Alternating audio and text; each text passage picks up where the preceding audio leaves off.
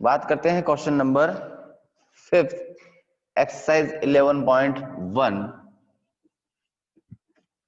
Question हमें ये कह रहा है a path 1 metre wide is build along the border and inside a square garden of side 30 centimetre कि एक 30 मीटर का गार्डन है जिसके बॉर्डर के अंदर की तरफ एक क्या बनाया गया है, पाथ बनाया गया है।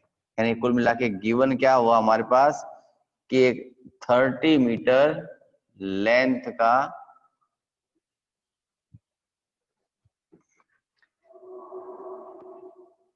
एक प्लॉट था अपने पास जिसकी लेंथ कितनी मिली 30 मीटर, स्क्वायर शेप्ड का था ये। 1 metre wide is build along the border and inside a square garden of 30 metre. Garden कैसा है 30 मीटर स्क्वायर का है, ये लो 30 मीटर इनसाइड यानी अंदर की तरफ। इसके अंदर की तरफ हमने एक रास्ता बना दिया जो कि 1 मीटर ब्रॉड था। इस टाइप का क्वेश्चन भी हमने कर लिया था इनसाइड का भी, है ना। इनसाइड का करने के लिए लेंथ हमें क्या करनी पड़ती है, माइनस करनी पड़ती है। ये 1 मीटर चौड़ा इसने एक फुटपाथ बना दिया है, पाथ बना दिया है, ट्रैक बना दिया है, सब कुछ एक जैसी बातें हैं। ठीक है, पूछा find the area of path and second is the cost of planting grass in the remaining portion of the garden at the rate of ₹40 metre पर। यानी एक तो जो अंदर पाथ बना हुआ है, पाथ का एरिया निकालना है, उसके साथ साथ हमें एक चीज और निकालनी है बेटा। वो कह रहा है जो बचे हुए पार्ट में, तो बचा पार्ट तो ये होगा, देखो अपना शेडेड पार्ट, इस पार्ट में जो घास उगाएगा उस घास की कॉस्ट वैल्यू भी बतानी है हमें। ठीक है, घास की कॉस्ट वैल्यू भी हमें बतानी है। चलें देखते हैं, बात करें इसके अकॉर्डिंग। तो फर्स्ट पार्ट लगाते हैं हम लोग इसका, area of garden with path, जिसमें रास्ता भी शामिल है। ठीक है, उसको साइड इंटू साइड कर दूं डायरेक्ट वाले में, कोई फर्क नहीं पड़ना है। तो साइड मल्टीप्लाई बाय साइड, और साइड हमें दे रखी है 30 मीटर की, तो 30 इंटू 30 3 3 जा 9, तो 900 मीटर स्क्वायर। ये तो सिंपल सा लॉजिक था। अब ये कह रहा है किसके बॉर्डर पर अंदर की तरफ, बॉर्डर पर अंदर की तरफ एक क्या बना हुआ है, रास्ता बना हुआ है। तो बॉर्डर कहाँ है बेटा अपना, ये रहा अंदर की तरफ, ये रहा। ये जो मैं पेबल्स जैसे बना रहा हूं, दिस इज अवर पाथ, ये बना हुआ है अंदर की ओर बना हुआ है। तो यहां निकालते हैं, सेकंड नंबर थिंग लिखते हैं, एरिया ऑफ गार्डन से पहले लेंथ ऑफ गार्डन निकालते हैं। Length of garden without path. देखो ओवरऑल था वो 30 मीटर का, उसमें से -1 और -1 यानी 28 मीटर। अब -1 क्यों किया पता है अपने को, क्योंकि प्रीवियस क्वेश्चन में हमने यही बात की थी कि जब रास्ता अंदर की तरफ बनेगा तो माइनस होगा, जब बाहर की तरफ बनेगा तो प्लस होगा। अभी अंदर बन रहा है तो माइनस, तो लेंथ कह दूं या फिर इसको साइड कह दें, बात एक ही है, क्योंकि स्क्वायर गार्डन था। इसका क्या निकाल देते हैं हम लोग अब, एरिया। तो एरिया ऑफ गार्डन विदाउट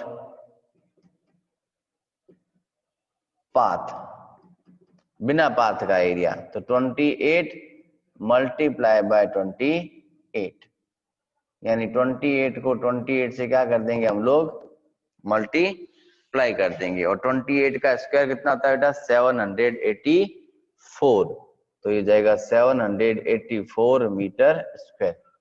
यानी 900 मीटर स्क्वायर जो मिला हमें, ये वो जगह मिली जहां इस पूरे प्लॉट का एरिया था जिसमें रास्ता भी शामिल था। 794 हमने वो 784 हमने वो निकाला जो केवल हमारे किसका एरिया था, गार्डन का एरिया था। तो फर्स्ट क्वेश्चन पूछा गया है हमें कि एरिया ऑफ पाथ, तो पाथ दोनों को माइनस कर दें तो आया 900 minus 784, it gives 116 metre square. 116 metre square क्या आ गया, इस गार्डन का एरिया आ गया, पाथ का एरिया आ गया, सॉरी। आगे सेकंड क्वेश्चन क्या पूछा, the cost of planting grass in the remaining portion of the garden. इस रास्ते को छोड़ के जो गार्डन बचा हुआ है वहां पर हमें क्या उगानी है, घास उगानी है। तो घास तो इससे उगाओगे, कहाँ हो गया वो, area of garden without path, area of garden without path वाला एरिया ही काउंट करेंगे। तो लिखते हैं सेकंड कि कॉस्ट ऑफ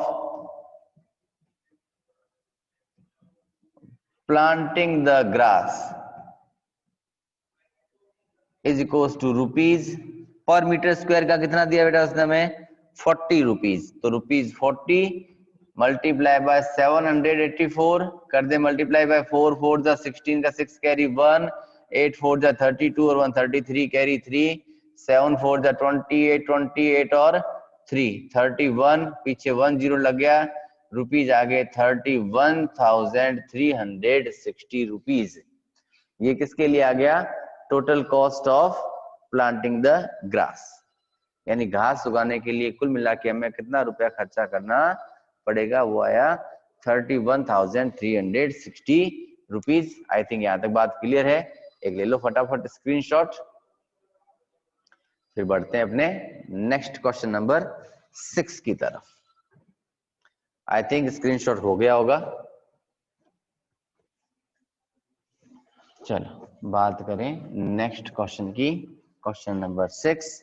अब तक के क्वेश्चंस में हमने देखा कि या तो रास्ता अंदर बना था या रास्ता बाहर बना था। जब बाहर बना था तो हमने विद पाथ करके प्लस कर दिया था, और जब अंदर बना था तो हमने विदाउट पाथ करके सब्ट्रैक्ट कर दिया था। ठीक है, बात क्लियर थी। अब चलते हैं, ये कह रहा है क्वेश्चन नंबर 6 में कि 2 cross roads each of width 10 meter cut at right angle through the center of rectangular park of length। यानी हमें दे रखा है एक रेक्टेंगल शेप का पार्क, ये लो अपना रेक्टेंगुलर शेप का एक पार्क।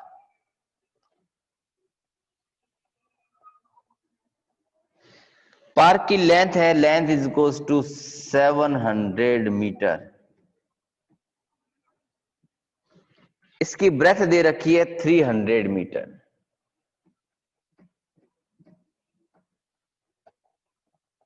यानी एक रेक्टेंगुलर पार्क था जिसकी लेंथ 700 मीटर थी और ब्रेथ थी 300 मीटर।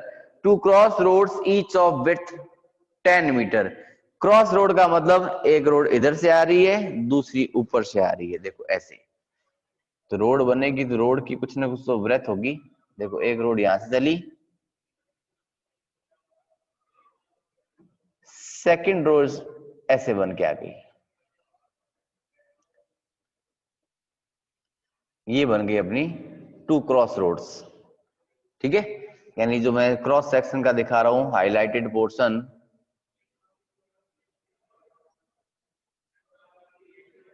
ये अपनी क्रॉस रोड है।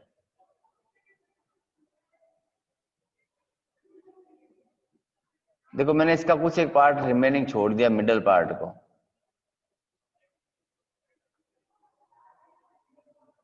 जिसको मैं थोड़ी सी डिजाइन अलग बना दी ताकि कुछ आपको दिखाना चाहते हैं यहाँ पर कि यहाँ कुछ और हो रहा है। ये कह रही ऐसी 2 क्रॉस रोड थी, क्रॉस रोड की ब्रेथ जो थी वो 10 मीटर थी, यानी 10 मीटर ये है और 10 मीटर ही इसकी ये चौड़ाई है। आगे पूछा गया है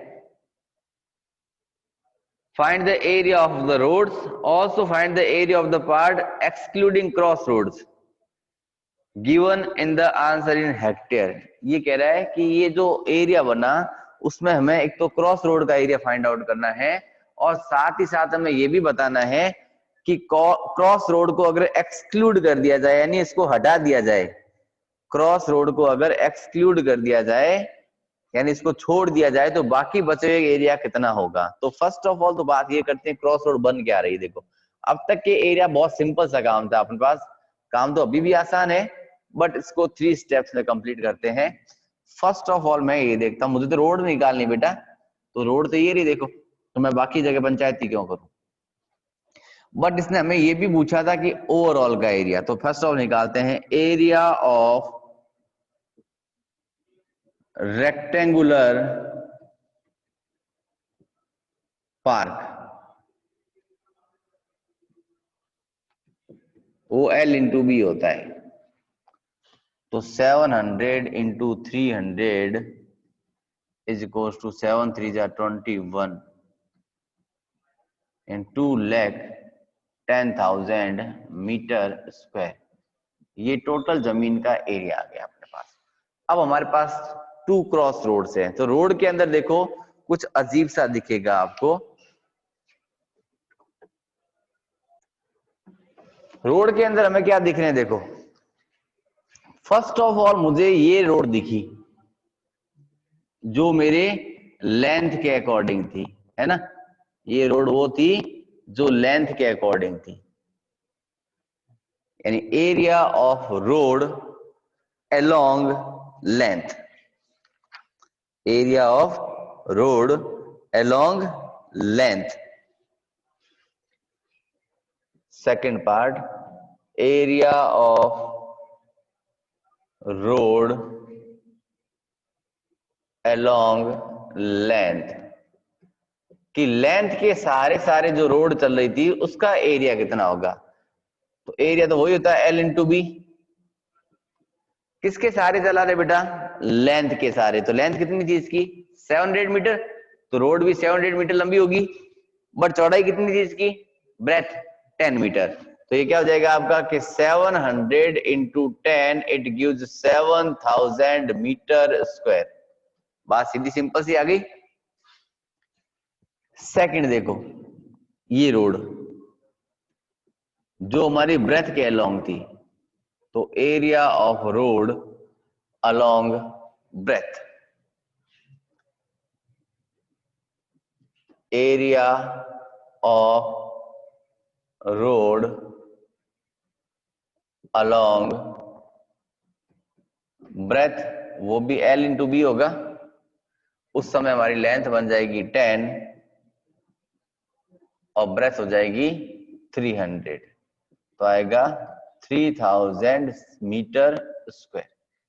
यहां तक तो निकाल दिया। क्या रोड का एरिया निकल चुका है अपना, आपके अकॉर्डिंग निकल चुका है, बट अभी भी इसमें कुछ बाकी है। वो बाकी ये चीज है कि जब मैं 2 रोड को आपस में क्रॉस करूंगा, तो देखो मान लिया एक ये रही रोड मेरी, दूसरी रोड ये रही, मैं उन दोनों को आपस में क्रॉस कर रहा हूं, तो देखो इस पे भी मेरे पास 3 ब्लॉक्स है, इसमें भी 3 ब्लॉक्स है। अब सामने से देखा मुझे क्या दिखे, ओनली 5 ब्लॉक्स, यानी 1 ब्लॉक क्या हो रहा है, ओवरलैप कर रहा है ना, यानी इसका मिडल पार्ट इसका मिडल पार्ट एक दूसरे को ओवरलैप कर रहे हैं, यानी एक टाइम इसमें से क्या हो जाएगा, लेस हो जाएगा। अब लेस क्या करेंगे, तो इस मिडल पार्ट को लेस करेंगे। मैक्सिमम टाइम ये मिडल पार्ट जो होता है वो हमारा एक स्क्वायर शेप ही होता है। तो यहां लिखते हैं area of cross part. Cross part तो स्क्वायर शेप्ड का होता है, तो it mean side into side होता है, और वहां साइड 10 मीटर की दे रखी, तो 10 10 जा 100 हो गया, तो 100 मीटर स्क्वायर हो गया।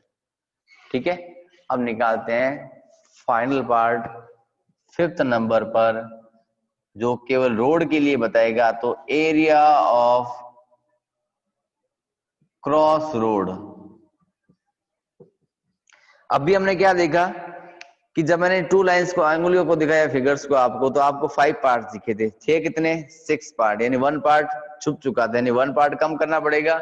तो यहाँ लिखते हैं हम लोग 7000 प्लस 3000 माइनस 100, ये हो आपका 10,000 minus 100, it gives 9,900 metre square. ये एरिया आ गया आपके क्रॉस रोड का एरिया। किसका एरिया आया? क्रॉस रोड का। जनरली क्वेश्चन में हमें सिर्फ क्रॉस रोड ही पूछी जाती है, तो हमने क्रॉस रोड का एरिया फाइंड आउट कर दिया। बट इस कंडीशन में इसने ये भी पूछा है कि जो हमारा रेक्टेंगुलर पार्क था, इस क्रॉस रोड को छोड़ने के बाद उसका एरिया कितना रहा। तो इस फिगर का आपके पास अब कोई रोल नहीं है, है ना। यानी ये जो 4 पार्ट जो बचे हैं, जिसको मैंने क्रॉस से इंडिकेट किया है, अब मुझे इन पार्ट का एरिया निकालना है। तो अगर इस टोटल एरिया में से एरिया ऑफ क्रॉस रोड को अगर सब्ट्रैक्ट कर दिया जाए तो शायद ये पार्ट बच जाएगा अपने पास, है ना। तो यहां लिखते हैं एरिया ऑफ गार्डन या park excluding cross road, area of park excluding road, यानी ये हो गया पार्ट नंबर 6। वो इक्वल होगा 2,10,000 minus 9,900, it gives 2,00,100 metre square. 2,00,100 metre square. इसने क्वेश्चन में हमें पूछा था कि बेटा आप लोग इस चीज को हेक्टेयर में कन्वर्ट करो। तो प्रीवियस एक क्वेश्चन ऐसा आया था इसमें हमने ये लिखा था कि हमारा बिकॉज कि 10,000 मीटर स्क्वायर जो होता है वो 1 हेक्टेयर के इक्वल होता है, लिखा था हमने। इसका मतलब हमारे पास जो मिला है 2,00,100 मीटर स्क्वायर, तो उसको 10,000 से क्या कर दें, अपने डिवाइड कर दें। देखो 20 से 20 कैंसिल हो गए, 1 और 2 के बाद डेसिमल लगा देते हैं, आंसर बन जाता है आपके पास में 20.01 हेक्टेयर। काफी लंबा क्वेश्चन था ये। आई थिंक बात समझ में आ गई है। क्वेश्चन के स्टेप सारे लिखे हुए पड़े हैं सामने आपके। एक बार क्वेश्चन नंबर 8 नंबर क्वेश्चन कह रहा है Pragya wrapped a cord along a circular pipe of radius 4 centimetre. एक कॉर्ड है उसके पास, उस कॉर्ड को क्या करती है, वो एक सर्कुलर पाइप जिसकी रेडियस 4 सेंटीमीटर है उसके चारों ओर लपेट देती है। तो देखो सर्कुलर रिंग के लपेटेगी चारों ओर, इसका मतलब उसका वो सर्कमफ्रेंस ही बनेगा। तो यहां लिखते हैं हम लोग कि radius of the circular pipe is equals to 4 centimetre. किसके चारों ओर लपेट दी उसने, एक सर्कुलर पाइप के चारों ओर। किसको लपेटा है, कॉर्ड को। तो कॉर्ड, जितनी कॉर्ड होगी उतना ही पाइप होगा, या फिर ऐसा कह दे जितना पाइप का सर्कमफ्रेंस होगा उतनी ही कॉर्ड होगी। ठीक है, चलें, लिखा circumference of the pipe। Circumference यानी 2πr, क्यों, क्योंकि पाइप सर्कुलर शेप का था। ठीक है, ऑलरेडी गिवन है पाई इज इक्वल्स टू 3.14, तो 2 मल्टीप्लाई विद 2, 3.14 मल्टीप्लाई विद 4, 4 2 जा 8, 8 से इसको मल्टीप्लाई करेंगे तो 8 4 जा 32, कैरी लग गया 3, 8 1 जा 8 और 3 11 का 1 कैरी 1, 8 3 जा 24 और 1 25, तो आया 25.12 सेंटीमीटर। यानी इसका मतलब जो सर्किल जो था उसकी बाउंड्री जहां हमने इसको कॉर्ड को लपेटा है वो कॉर्ड किसके इक्वल आ गई है, सर्कमफ्रेंस के इक्वल। यानी कॉर्ड भी कितनी हो गई है फिर 25.12 सेंटीमीटर। तो यहां लिखेंगे हम लोग कि therefore length of cord is equals to वही कि 25.12 सेंटीमीटर। आगे क्वेश्चन क्या कह रहा है बेटा, देखते हैं। Then she wrapped it around a square box of 4 centimetre. फिर उसी धागे को हटाया, एक स्क्वायर शेप का बॉक्स था जिसकी साइड कितनी थी 4 सेंटीमीटर, उसके चारों ओर लपेट दिया उसने। चलो पागल थी क्या? नहीं थी, टाइम पास कर रही थी बेकार बैठे बैठे, है ना। चलो तो यहां लिखा second thing, side of square box 4 centimetre. इसका मतलब इसका भी क्या निकालेंगे हम लोग कि perimeter of square box is equal to 4 into side, therefore 4 into 4 4 4 the 16 centimetre. लपेट दिया। Did she have any cord left, क्या उसके पास अब कोई कॉर्ड बची क्या? 100% बची बेटा। फर्स्ट ऑफ ऑल उसने क्या कहा था कि इसने एक सर्कुलर पाइप के चारों ओर लपेटी थी, तो सर्कुलर पाइप के चारों ओर लपेटने का मतलब होता है सरकमफ्रेंस, है ना। तो उसकी सरकमफ्रेंस निकाल दी हमने 2 पाई आर के इक्वल, यानी वो बनी हमारे पास 25.12 सेंटीमीटर। उसी कॉर्ड को ओपन किया उसने और एक स्क्वायर बॉक्स जिसकी साइड थी 4 सेंटीमीटर उसके चारों ओर लपेट दिया, यानी वो बन गया 4 4 जा 16 सेंटीमीटर। अब ये पूछ रहा है कि क्या इसके पास अब भी कोई कॉर्ड बची हुई है क्या? उसके पास अब भी कोई कॉर्ड बची हुई है क्या? तो यस 100% बची है। 25 में 16 पॉइंट माइनस कर दें ये, तो left cord, third part left cord with her is equals to 25.12 minus 16, it gives 0.12 तो है ही पीछे, 15 में से 6 लेस किया,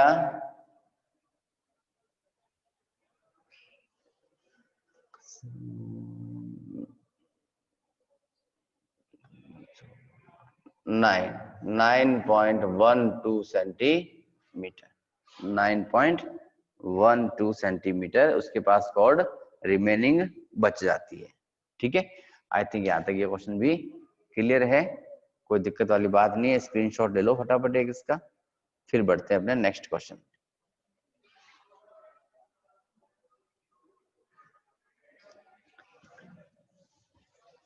question number 9, the given figure represent. तो गिवन फिगर की बात कर रहा है तो फर्स्ट ऑफ ऑल पहले फिगर बनाएंगे, उसके बाद उसकी बात करेंगे।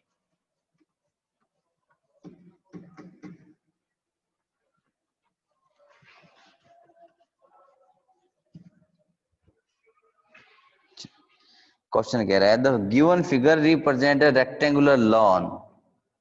क्वेश्चन नंबर 9, एक फिगर ड्रॉ किया हमने,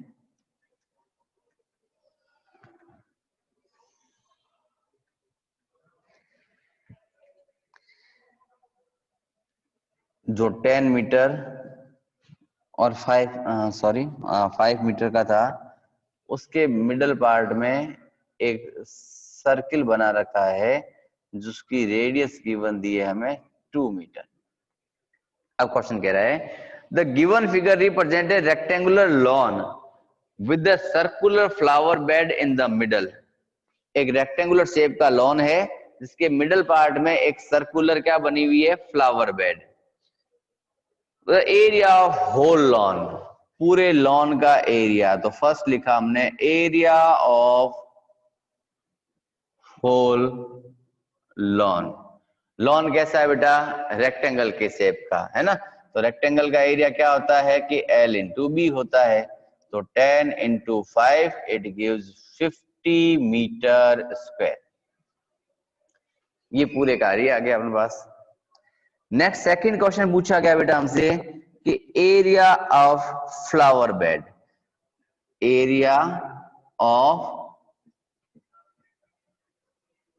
फ्लावर बेड। देखो फ्लावर बेड कैसी थी, सर्किल की जैसी थी, तो सर्किल के लिए एरिया क्या होता है, pi r square, pi r square. इस क्वेश्चन में हमें इसने पाई की वैल्यू गिवन नहीं दी, इट मींस हम लोग नो डाउट क्या लगाएंगे, 22/7। तो 22/7 आर स्क्वायर, इट मींस 2 × 2, 2 2 जा 4, 4 को मल्टीप्लाई करते ही 88/7 मीटर स्क्वायर कह दें। आगे डिवाइड करना चाहे तो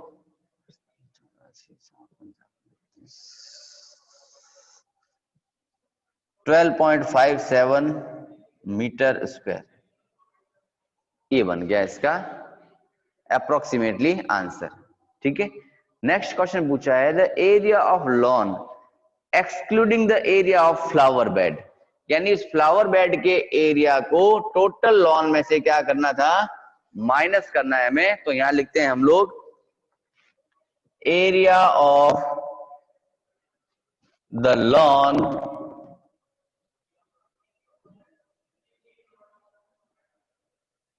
एक्सक्लूडिंग फ्लावर बेड, यानी फ्लावर बेड को माइनस कर देते हैं। तो ओवरऑल एरिया कितना था अपने पास 50.00, उसमें से सब्ट्रैक्ट कर देते हैं 12.57।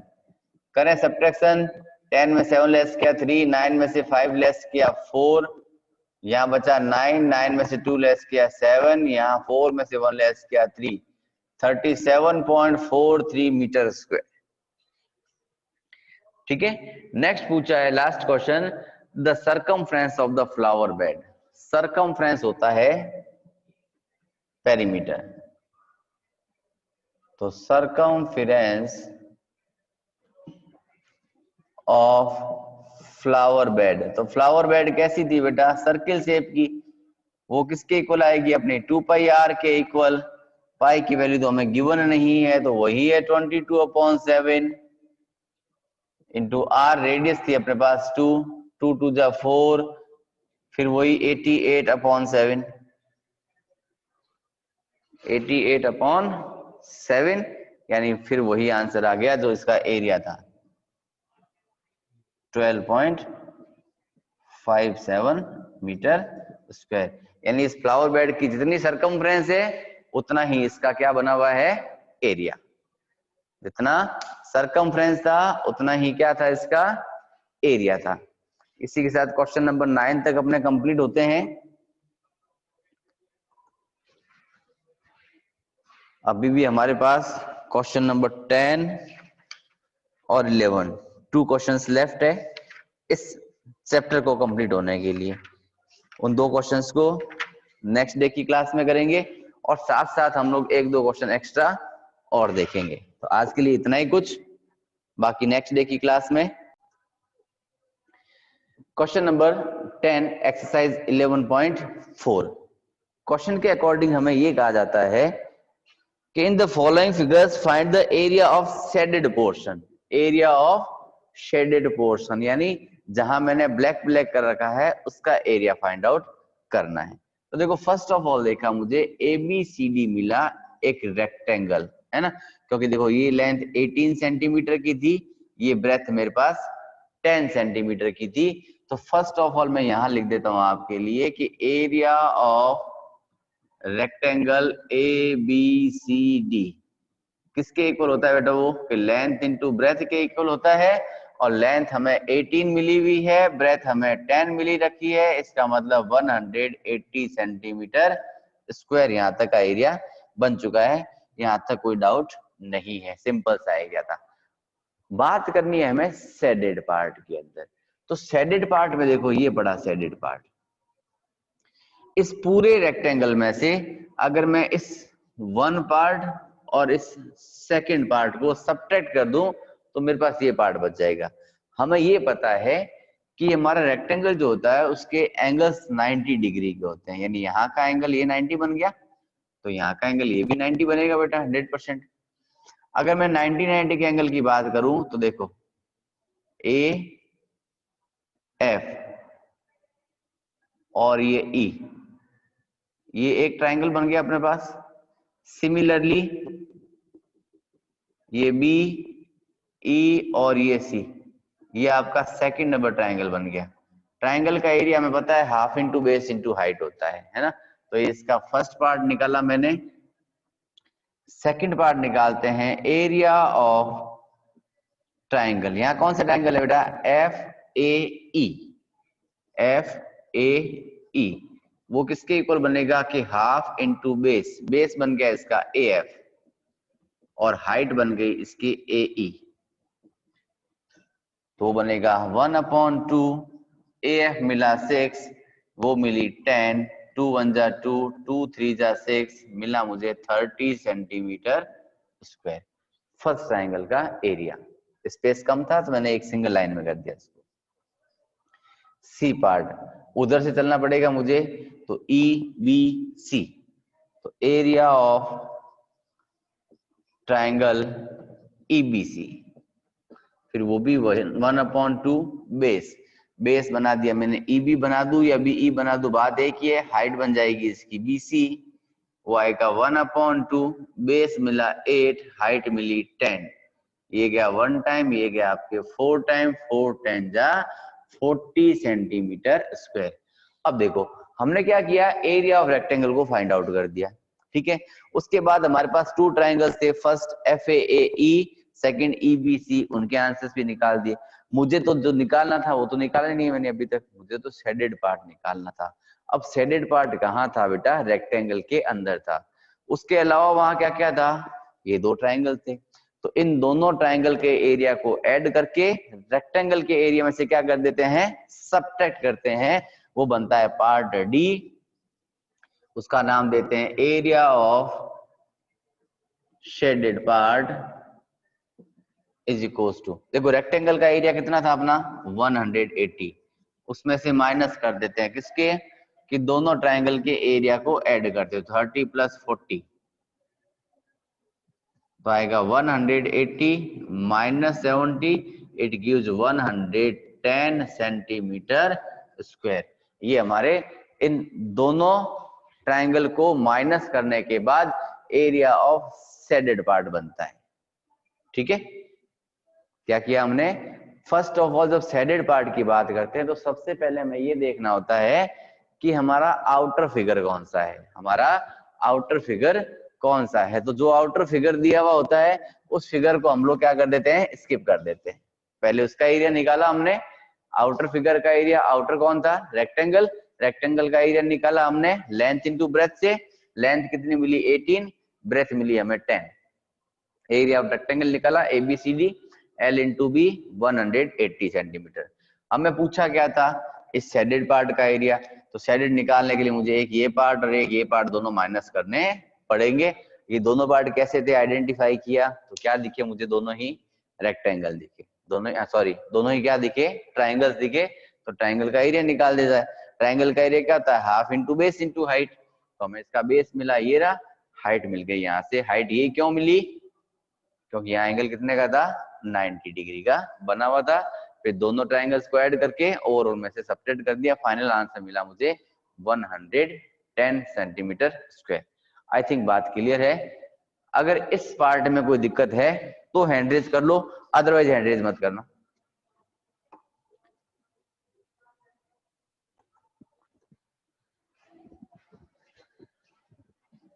सेकंड क्वेश्चन भी सेम एज है, देखो बेटा, बट यहाँ की कंडीशन में हमें क्या मिला? रेक्टेंगल। वहां देखो SR बेस मिला 10 और 10 10 10 मिलके कितना हुआ? 20, यानी SR किसके इक्वल बन गया? 20 है। तो QR भी कितना है? 20 ही है। QR भी अपना कितना है? 20 दे रखा है। 20 इंटू 20 यानी स्क्वायर शेप। शेप कैसी बन गई यहाँ पर? स्क्वायर की। फर्स्ट फिगर में हमारे पास ओवरऑल 2 ट्राइंगल्स गिवन थे एक्स्ट्रा में, यहाँ हमारे पास 3 ट्राइंगल्स है, कोई दिक्कत वाली बात नहीं है। चलो फर्स्ट ऑफ ऑल हम लोग ए पार्ट निकालते हैं, एरिया ऑफ PQRS। वो साइड स्क्वायर हो जाएगा क्योंकि वो हमारे पास स्क्वायर गिवन है ना। तो आ जाएगा 10 का स्क्वायर, और 10 का स्क्वायर 20 नहीं होता है, 100 होता है, पता है ना सबको? यस। फर्स्ट पार्ट तो हमने फाइंड आउट कर दिया। सेकंड पार्ट के लिए चलते हैं। देखो ये 1 पार्ट, ये 2 पार्ट और ये 3 पार्ट, ये 3 ट्राइंगल्स है अपने पास।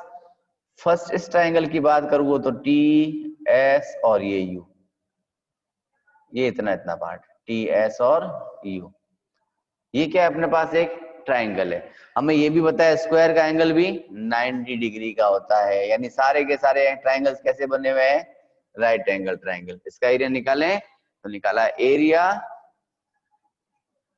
Of triangle T S U is equal to half into base, base S U बना दिया और वो टी एस बना दिया, तो लिखा हाफ इंटू 10 इंटू 10, ये 1 टाइम ये 5 टाइम, आंसर मिल गया मुझे 50 सेंटीमीटर स्क्वायर। ठीक है, अब सेकंड ट्राइंगल में चलें तो लिखेंगे हम लोग एरिया ऑफ ट्राइंगल। देखो ट्राइंगल यहां से दिखा मुझे, टी पी और ये क्यू, देखो ये 10 है, इट मींस नो डाउट ये भी 10 ही होगा क्योंकि ओवरऑल 20 सेंटीमीटर का है। ठीक है, ये 10 और 10 20 बनता है, इसका मतलब ये साइड भी 20 है क्योंकि स्क्वायर की सारी साइड्स क्या होती है, इक्वल होती है।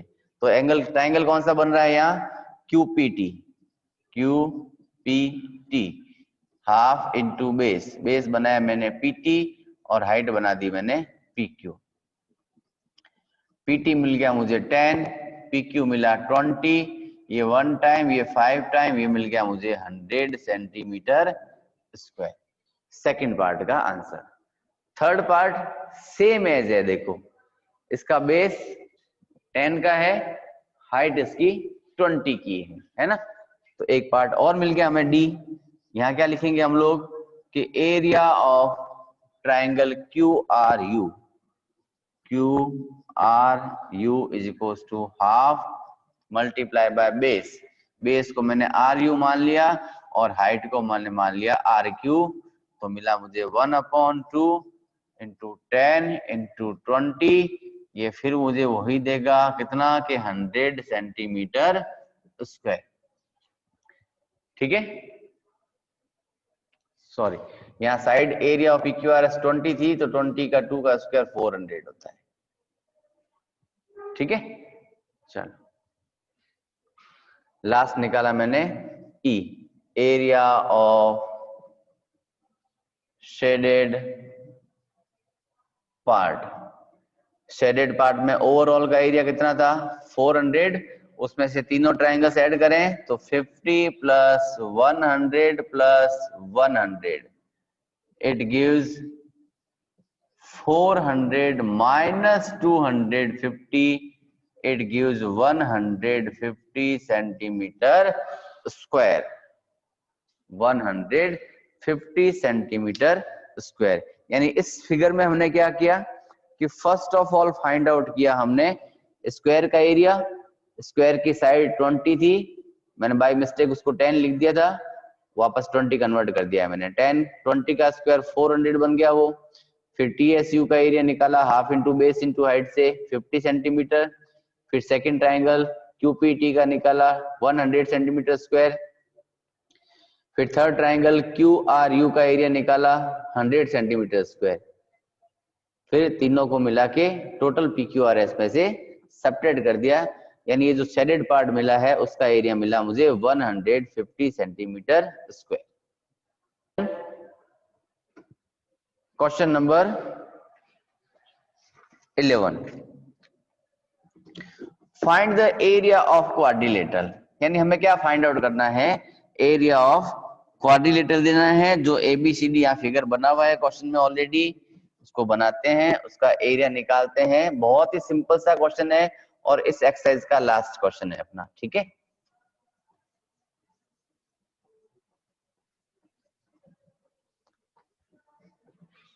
क्वेश्चन हमें ये कह रहा है कि ABCD एक क्वाड्रिलेटरल है। क्वाड्रिलेटरल मीन्स इसकी 4 साइड्स होती है, कुछ ऐसा बना हुआ है ये। इसने यहाँ पर एक परपेंडिकुलर ड्रॉ किया हुआ है और दूसरा परपेंडिकुलर इसने यहाँ ड्रॉ किया हुआ है। ये 3 सेंटीमीटर दे रखा है, ये भी साइड 3 सेंटीमीटर की है, यहाँ इसने 22 लिख रखा है। A N M B C D, simple सा काम है। देखो अपने पास आंखें बंद करके देखने में भी दिखता है, आप कहोगे कैसे दिखता है, देखो इधर मैं नीचे से कवर कर दिया, छुपा छुपी करी। देखो तो ए सी बी एक ट्राइंगल था जिसमें बी सी बी एम क्या है, परपेंडिकुलर हाइट है ना। यानी बेस कितना मिला 22, हाइट कितनी मिली 3। सिमिलरली अगर ऊपर वाले पार्ट को मैं छुपा दूं तो नीचे क्या मिलेगा, ए सी डी, ये भी एक ट्राइंगल है, वो भी सेम बेस और सेम हाइट का है ना। तो यहाँ क्या निकालते हैं हम लोग डायरेक्ट कि area of quadrilateral ABCD is equals to, किसके होगा ये, कि area of triangle ABC plus area of triangle ADC। यानी दोनों ट्राइंगल्स के एरिया को आपस में क्या कर देते हैं हम लोग, ऐड कर देते हैं। करें ऐड, तो पहले एरिया निकालें, तो उसका एरिया क्या होगा कि हाफ इनटू बेस। बेस देखो अपने पास AC है और हाइट उसकी BM है। और द सेकंड बात में क्या करेंगे हम लोग, वही हाफ इनटू बेस, बेस तो वही रहेगा इसका AC, बट हाइट इसकी बन गई है DN। तो हाफ का हाफ, हाइट मिली 22 मल्टीप्लाई विद 3। सिमिलरली इधर भी वही आएगा 1/2 22 इंटू 3। ये देखो 2 1 जा 2, 11 टाइम गया, 2 1 जा 2, ये 11 टाइम गया। ठीक है, फाइनलाइज करते 11 3 जा 33 plus 33, it gives 66 centimetre square. बहुत ही सिंपल सा क्वेश्चन था जहां हमें सिर्फ और सिर्फ दोनों ट्राइंगल्स दे रखे थे, दोनों ट्राइंगल का हमने क्या निकाला, बेस पता चल गया कौन था 22 सेंटीमीटर। ठीक है, हाइट दोनों ट्राइंगल्स की सेम थी 3 सेंटीमीटर। ट्राइंगल का एरिया निकाला हमने, first triangle ABC, second triangle ADC। First के लिए बेस बना 22 एंड सेकंड का बेस भी बना 22। फर्स्ट की हाइट बनी 3 सेंटीमीटर, सेकंड की हाइट भी 3। नो डाउट देखा जाए तो दोनों की हाइट और बेस इक्वल थे, तो नो डाउट एरिया भी क्या होगा, इक्वल। दोनों का देखो 33 मिला हमें, और यहाँ करते हमारा आंसर आया 66। इसी के साथ अपनी एक्सरसाइज 11.4 और chapter number 11 perimeter and area complete होता है। इस चैप्टर में इतना ही पार्ट, डू योरसेल्फ का पार्ट मिल जाएगा फिर से। ठीक है, ओके।